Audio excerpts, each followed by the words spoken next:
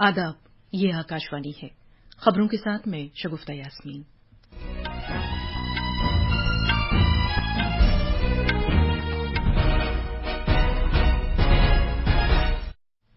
वज़ीर-ए-आज़म नरेंद्र मोदी ने जमहूरियत को मुस्तहकम करने के तईं खिदमात के लिए राज्यसभा से सुबुकदोश होने वाले अरकान की सताइश की है। हुकूमत आज लोकसभा में क़िरतास-ए-अबियत पेश करेगी, जिसमें कांग्रेस की क़यादत वाली यूपीए हुकूमत के दौरान मुल्क में इक़्तिसादी सूरत-ए-हाल को उजागर किया जाएगा। मरकज़ ने भारत और म्यांमार के दरमियान आज़ादाना नक़्ल-ओ-हमल के निज़ाम को ख़त्म कर दिया है, ताकि मुल्क की दाख़िली सलामती को यकीनी बनाया जा सके। आज नोटिफिकेशन जारी किए जाने के साथ 15 रियासतों में राज्यसभा की 56 सीटों के इंतखाबात के लिए कागज़ात नामज़दगी दाखिल करने का अमल शुरू हो गया है। आरबीआई ने लगातार छठी मरतबा रेपो रेट 6.5% पर बरकरार रखा है और आज शाम ढाका में 4 मुल्कों की जनूब एशियाई फुटबॉल फेडरेशन की 19 साल से कम उम्र खातून खिलाड़ियों की चैंपियनशिप के फाइनल में भारत का मुकाबला बांग्लादेश से होगा। अब खबरें तफसील से। वज़ीर-ए-आज़म नरेंद्र मोदी ने आज कांग्रेस की जानिब से हुकूमत के खिलाफ ब्लैक पेपर यानी क़िरतास-ए-अस्वद लाए जाने पर यह कहते हुए नुक्ताचीनी की है कि इससे नज़र-ए-बद से बचा जा सकेगा, क्योंकि उनकी हुकूमत मुल्क की तरक्की के लिए काम जारी रखे हुए है। ऐवान से सुबुकदोश होने वाले मुख्तलिफ मेंबरान की अलविदाई तकरीब के दौरान राज्यसभा से खिताब करते हुए जनाब मोदी ने इस बात पर जोर दिया कि मुल्क ने गुज़श्ता 10 बरस में हर शोबे में तरक्की की है।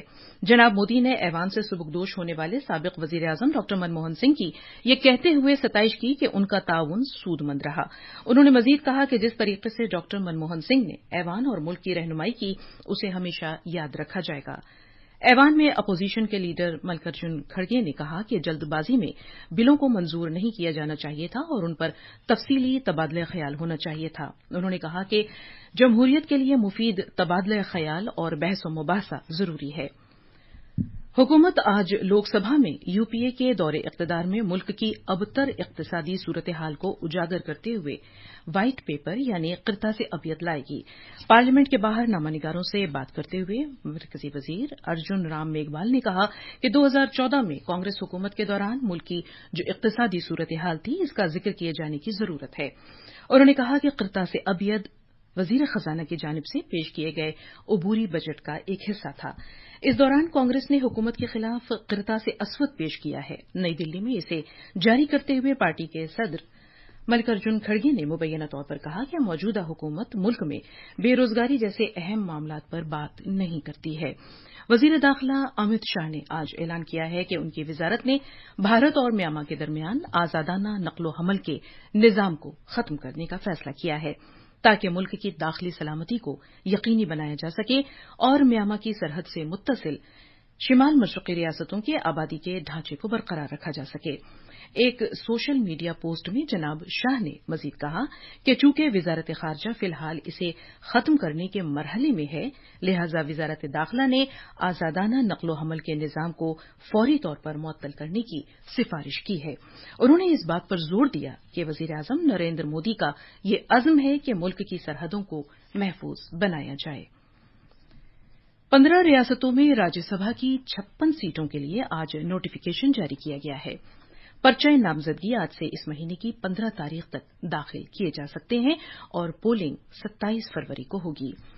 उत्तर प्रदेश की 10, महाराष्ट्र और बिहार की 6-6, मगरबी बंगाल और मध्य प्रदेश की 5-5, गुजरात और कर्नाटक की 4-4, आंध्र प्रदेश, तेलंगाना, राजस्थान और ओडिशा की 3-3, जबकि उत्तराखंड, छत्तीसगढ़, हरियाणा और हिमाचल प्रदेश की 1-1 सीट के लिए चुनाव होगा। साबिक़ वज़ीर-ए-आज़म मनमोहन सिंह, बीजेपी के कौमी सदर जगत प्रकाश नड्डा, मरकज़ी वज़रा धर्मेंद्र प्रधान, अश्विनी विष्णु, भूपेंद्र यादव, पुरुषोत्तम रूपाला, मनसुख मांडविया, डॉ एल मोर्गन, राजीव चंद्रशेखर उन अफराद में शामिल हैं जिनके ओहदे की मुद्दत इस साल अप्रैल में पूरी हो रही है। बहरीन से मुताल्लिक़ 7वीं कॉन्फ्रेंस कल से ऑस्ट्रेलिया के पर्थ में शुरू होगी। वज़ीर ख़ारजा डॉ एस जयशंकर, श्रीलंका के सदर रानिल विक्रमासिंघे, ऑस्ट्रेलिया की वज़ीर ख़ारजा पिने वोंग और सिंगापुर के वजीर खारजा डॉक्टर विवियन बालाकृष्णन के साथ इस कॉन्फ्रेंस के इफ्तिताही इजलास से खिताब करेंगे। ये 2 रोज़ा कॉन्फ्रेंस ऑस्ट्रेलिया के खारजी उमूर और तिजारत के महकमे, सिंगापुर के बैनुल-अक़वामी मुतालिआत के एस राजा रत्नम स्कूल और ऑस्ट्रेलिया के पर्थ अमेरिका एशिया सेंटर के इश्तिराक से मुनक़्क़िद की जा रही है। इस मरतबा इस कॉन्फ्रेंस का मौजू है एक मुस्तहकम और पायदार बहरे हिंद की जानिब। ये कॉन्फ्रेंस बहरे हिंद के खित्ते के ममालिक के लिए सलाह मशवरे की खातिर एक अहम फोरम है। इसका इनेकाद हर बरस इंडिया फाउंडेशन के इश्तिराक से वज़ारत ख़ारजा की जानिब से किया जाता है। हमारे नामानिगार ने खबर दी है कि बहरे हिंद से मुताल्लिक 7वीं कॉन्फ्रेंस में 22 से ज्यादा मुल्कों के वुज़रा की क़यादत में वफूद और 16 मुल्कों और 6 कसीर रुखी तंजीमों के सीनियर ओहदेदारान शिरकत कर रहे हैं। सदर जमहूरिया द्रौपदी मुर्मू ने आज राष्ट्रपति भवन में भारत के तीसरे सदर डॉक्टर जाकिर हुसैन को उनके यौम पैदाइश पर गुलहाए अक़ीदत नज़र किए।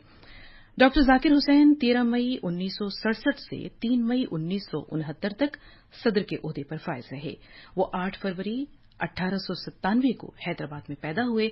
डॉक्टर जाकिर हुसैन एक सरकर्दा सियासतदान, माहिर तालीम और दानिश्वर थे। नायब सदर जमहूरिया जगदीप धनखड़ ने कल नई दिल्ली में गयाना के वजीर आजम मार्क फिलिप्स से मुलाकात की।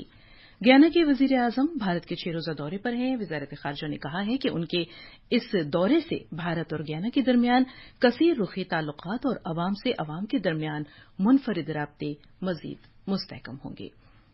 ये खबरें आकाशवाणी से नशर की जा रही हैं।